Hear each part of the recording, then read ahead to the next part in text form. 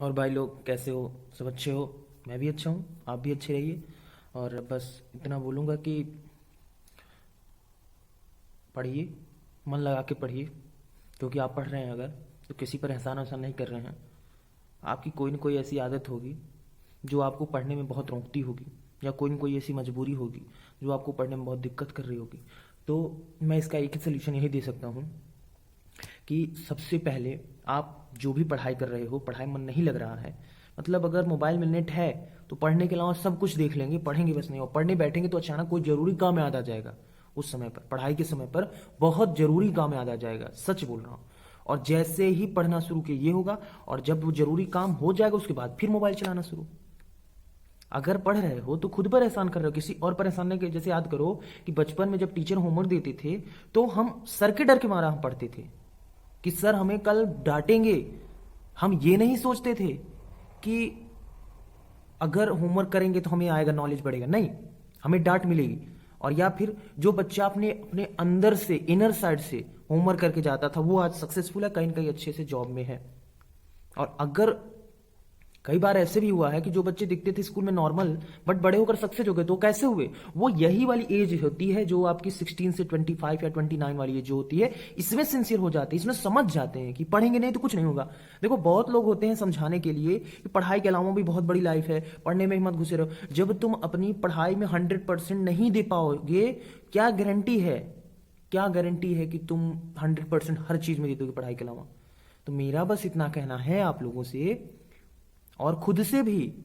मतलब अभी मैं बहुत बड़ा कोई ज्ञानी सर्वज्ञाता नहीं हूं, अपने से भी कहता हूं, जो चीजें आपको बताता हूं, मैं मेहनत करूंगा, मैं सिलेक्ट हूंगा, ये मुझे भरोसा है। अगर ऐसा ही भगवान आशीर्वाद दिए रहें। दिमाग में बहुत सी डिफरेंट डिफरेंट चीजें आती हैं, बट मैं सोचता हूं मैं पहले पूरा नॉलेज गेन करूंगा। जिस भी कॉलेज में हूं, जिस भी क्लास में हूं, पहले मैं उसकी पूरी नॉलेज गेन कर लूं, फिर उसके बाद मैं कुछ और करने के लिए सोचूंगा। मैं जॉब के लिए नहीं पढ़ रहा। वैसे ही आप लोग अगर जिस जॉब के लिए, चलो किसी किसी जैसे ग्रेजुएशन हो गया तो किसी जॉब के लिए पढ़ रहे हो ना, तो उस जॉब में जो सिलेबस है उसको नोट कर लो। फिजिक्स, मतलब जैसे साइंस, हिंदी, इंग्लिश, जो भी सब्जेक्ट्स, मैथ, जो भी है, सारे चैप्टर्स को नोट कर लो और उसकी बहुत अच्छे से सब चैप्टर की नोट्स बनाओ, और उसके क्वेश्चन उसी में लिखते जाओ। और सुबह उठ के एक बार पढ़ लो बस। नोट्स एक बार अगर वो पूरी बन गई, फिर अब तुम अलग से क्वेश्चन प्रैक्टिस करो और एग्जाम दो। तब देखो, जैसे स्कूल में नहीं करते थे, याद है तुम्हें? स्कूल बचपन वाली पढ़ाई वो बेस्ट थी। और बचपन में जैसी पढ़ाई होती थी, अगर हम वैसे ही नॉर्मली केवल पढ़ें, दुनिया के सारे एग्जाम हम क्रैक कर जाएं। क्या थी बचपन की पढ़ाई? क्या थी? टीचर पढ़ाते थे थ्योरी, उसके बाद एक्सरसाइज रटवाते थे, और हम लोग रट के आते थे, उसको सुनाते थे, और एग्जाम होता था। एग्जाम में जो याद करे रहते थे दे देते थे। अब क्या हो गया है? थ्योरी पढ़ाए, उसके बाद हम उस बुक का क्वेश्चन लगाए। ध्यान सुनना, थ्योरी पढ़ाए, ठीक है, जैसे भी समझे, ठीक है, क्वेश्चन पढ़े और याद कर लिए, बट क्वेश्चन कहीं और आ गया। कहते हैं अरे उस बुक से लगाओ, अरे फलाना बुक से लगाओ। भाई जब थ्योरी पढ़ाए थे बचपन में, अगर तुम थ्योरी ध्यान से सुनते, जैसे हिंदी की पोएम वाली कोई स्टोरी होती थी, हम लोग ध्यान से सुनते थे, तो हमें कैसा भी क्वेश्चन देते कर लेते थे ना। बट वही अगर हिस्ट्री, ज्योग्राफी कुछ और देते तो नहीं कर पाते थे। वैसे ही इसमें भी है, जब आपको थ्योरी पढ़ाई जाए, आपको अगर थ्योरी पढ़ाई जाए बहुत ध्यान से, अगर उसको समझो, तो तुम्हें दुनिया में कहीं से भी क्वेश्चन टर्न करके दे दे, तुम कर लोगे। एक्सरसाइज तो केवल वो है कि थ्योरी जो पढ़े हो उसका यूज, तो जितना ज्यादा एक्सरसाइज कर लोगे उतना ही बेनिफिट है तुम्हारे लिए ना, वो तुम्हारे लिए नुकसान नहीं है। बस बस यार यही बोलूंगा कि पढ़ लो, पढ़ने वाली एज है। बाकी फिर अभी बस 3-4 साल और मजे कर लो। अगर नहीं पढ़े तो फिर काम में लगना पड़ेगा, फिर काम में लगे, फिर समय ऐसे चला गया, अब कुछ कर वर नहीं पाओगे, ये मेरी गारंटी है। अगर पढ़े नहीं तो जिंदगी ऐसे ही खत्म हो जाएगी। अरे यार, कहते हैं और ये पढ़ लोगे, अरे यार तुम अच्छे काम करने के लिए बने हो, तुम करोड़पति बनना है, सरकारी नौकरी नहीं लगती, फलाना ढिकाना, सब बताएंगे लोग। बताने के लिए करोड़ों बैठे हैं, कोई ये नहीं बताने वाला है। जैसे बस का एक बार मैं एक ट्रूथ मतलब बताता हूँ, एक बहुत बढ़िया सा प्यारा सा कॉन्सेप्ट। एक बार मैं बस में बैठा था, पीछे बैठा था, तो बस वाला जो ड्राइवर था वो किसी से बात कर रहा था, तो बोल रहा था अरे बस चलाना बहुत घटिया है, बस अगर किसी से आपकी दुश्मनी है ना तो उसको बस खरीदवा दो, कह दो कि बहुत अच्छा बिजनेस है, तो उसका चल जाएगा। जानते हो क्यों बोल रहा था वो? क्योंकि अगर हम बुराई करेंगे तो वो किसी और से करेगा, वो किसी और से करेगा। अरे वो बस वाला ही बोल रहा था, ऐसा लोग बोलेंगे इससे बस कम चलेंगी, और उससे उसका ही प्रॉफिट है जो खरीद के रख लिया है पहले से। तो उसी में से एक, मतलब मैं उस समय छोटा था, 11th 10th स्टैंडर्ड में था, तो एक आदमी, मतलब बड़े थे, कहा कि आपके कौन दुश्मन थे जो आपको खरीदा दिए, वो चुप। मतलब वो बोला कि आपके कौन दुश्मन थे जो आपको खरीदवा दिए, वो चुप हो गया, बस वाला। तो क्या कुछ समझे इस बात में?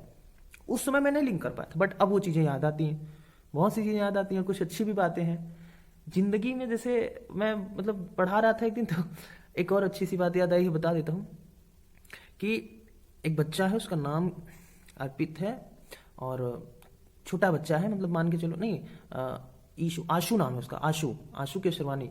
तो बच्चा से मैं बोला कि बेटा, मतलब मैं कुछ दिया याद करने के लिए कि जल्दी याद करो आशु। तो आशु बोला भैया ठीक है, याद करके सुना रहे। हम थोड़े से पीछे हो गए, यहाँ जहाँ बैठते उसके पीछे हो गए, और मेरे सामने बैठ के पढ़ता है इसी इसी तखत पर। तो याद करने लगा तो बोलता है, हे भगवान, नहीं मैंने कहा अगर ये तुम 5 मिनट के अंदर सुना तुम्हें 20 की चॉकलेट फ्री में कल मिलेगी। कहता है हे भगवान जल्दी से मुझे याद हो जाए, मैं एक बाल्टी पानी चढ़ाऊंगा। सोचे उस बच्चे के दिमाग में इतना आया कि भगवान को कुछ देंगे तो हमें याद करने की भगवान शक्ति देंगे। कहाँ से आई ये चीज, कहाँ से आया? कहीं कहीं से सुना। और ये हो भी सकता है, भगवान हमसे जब तक कुछ लेगा नहीं हमें देगा नहीं। न्यूटन का थर्ड लॉ हर जगह अप्लाई है। भगवान कोई सेल्फिश नहीं इसमें दिखाता। भगवान ये दिखाते हैं कि अगर मैं इसको देने की क्षमता रख रहा हूं और ये मुझे देने की क्षमता रख रहा है कुछ न कुछ, तो इसका मतलब ये है क्या, कि ये किसी और को भी देगा, क्योंकि इसे पता है। कहते नहीं वो एक्सचेंज वाला, कि देना लेना देना लेना। भगवान कृष्ण ने यही तो कहा था, योग ज्ञान ये सब एक जगह है, पूजा पाठ एक जगह है, बट अगर कोई अच्छे से कर्म करे, क्या किसी गरीब की मदद करे, किसी अमीर है वो गरीब की मदद करे, उसको अपने बराबर बनाए और अपने से बड़ा हो सके बड़ा भी बनाए। लेकिन अगर वो गरीब ही रहा तो कहां से मदद करेगा? तो पहले अपने आप को मजबूत कर लो, पढ़ लो खूब। मतलब मैंने कहा तुम सिलेक्शन के लिए पढ़ो, तुम 100 में 100 मार्क्स लाओ उसके लिए पढ़ो, तुम वो चैप्टर्स की थ्योरी बहुत अच्छे से पढ़ लो, तुम्हारे जो टीचर पढ़ा है तुम उसको केवल पढ़ो, मत सोचो। मतलब मैं नहीं समझता, अगर नहीं लग रहा है मन पढ़ने में तो नोट्स बनाओ ना, नोट्स बनाओ, खूब ढेर सारे नोट्स बनाओ, नोट्स ही नोट्स बनाओ। अरे नोट्स बनाओगे ना, जब सारे चैप्टर्स के नोट्स बन रहे हैं, साथ में उसके क्वेश्चंस करते जा रहे हो, बस एक काम करते जाना, जो नोट्स, अब देखो नोट्स बनाने का मतलब ये नहीं कि तुम कहीं से छापो, नहीं नहीं नहीं नहीं, नहीं। तुम टीचर जो तुम्हें पढ़ा रहे बहुत ध्यान से समझते जाओ, और वो जो पढ़ाएं उनके जाने के बाद एक बार पढ़ लो, और सुबह उठ के एक बार रिविजन कर लो। रामायण मेथड, रामायण मेथड क्या बताया था ना, क्या एक बार केवल रीड करने वाला वीडियो, मतलब एक बार केवल रीड करने वाला कॉन्सेप्ट। मतलब जैसे आज मैंने कुछ पढ़ा, मतलब 20 है, 20 को मैंने पढ़ा पूरा दिन, तो मैं सुबह 21 को उठा, एक बार वही जो पढ़ा सारा दिन, मतलब physics chemistry math Hindi English Urdu Farsi Sanskrit जो भी लैंग्वेज है, जो भी चीज मैंने पढ़ा उसके बारे से पढ़ लिया। कैसे? अच्छा जैसे हनुमान चालीसा, रामरक्षा कवच, सुंदरकांड और ये सब चीजें हम याद नहीं करते, केवल पढ़ते हैं, और हमें इतनी टफ ध्यान सुनना, इतनी टफ चीजें हमें याद हो जाती हैं। वैसे ये भी याद हो जाएगा और बहुत अच्छे से याद हो जाएगा। ठीक है, बस रीड करना और अच्छे से नोट्स बनाओ। अब वीडियो बड़ी हो रही है, मिलते हैं फिर अगले वीडियो। गुड बाय, अच्छे से पढ़ो।